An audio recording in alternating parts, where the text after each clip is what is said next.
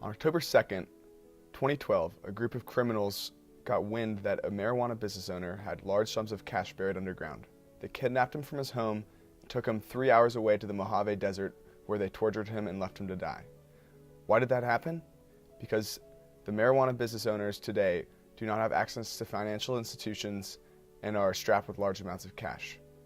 Today I'm going to explain to you the laws surrounding marijuana banking, banks working with marijuana companies, then the issues that arise due to the lack of marijuana banking, and lastly, encourage you to support the National Cannabis Industry Association.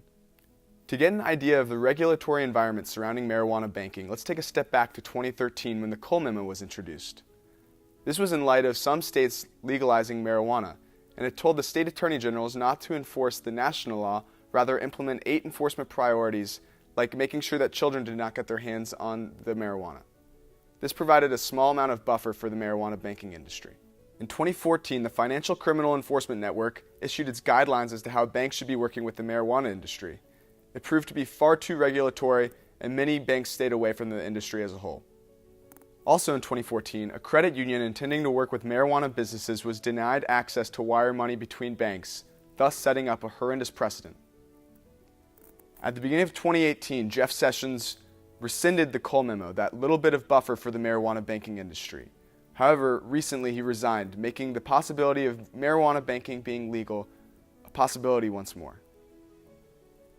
Today, it is estimated that only about 400 small financial institutions work with marijuana-related businesses, and they are associated with high fees and are hard to find.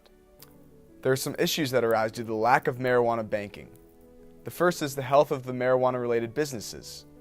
According to Grandview Research, the marijuana industry is expected to grow at a 25% compounded annual growth rate from 2017 to 2025.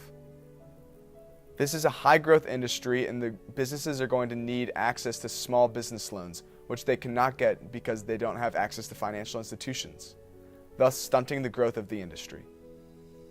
Secondly, there are some issues that arise with tax collection.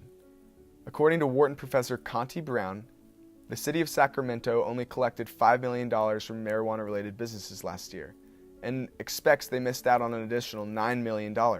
However, they cannot collect this because auditing an all-cash business is near impossible. This must be fixed. Lastly, all-cash businesses are extremely dangerous for their business owners. Aside from the story that I mentioned at the beginning, there are countless other stories of marijuana-related business owners being robbed due to the fact that they had too much cash and could not store their money in a bank. This is unfair to the legal business owners. These issues must be stopped. One way of supporting the legalization of the marijuana banking industry is by supporting the National Cannabis Industry Association. It's a large lobbyist group that supports the cannabis industry as a whole. Their mission is to promote the growth of a responsible and legitimate cannabis industry and work for a favorable social, economic, and legal environment for that industry in the United States. The NCIA holds educational events, lobbies, and runs a political action committee which I suggest you donate to in order to improve the health of marijuana-related businesses, collect more taxes, and make better lives for the marijuana-related business owners.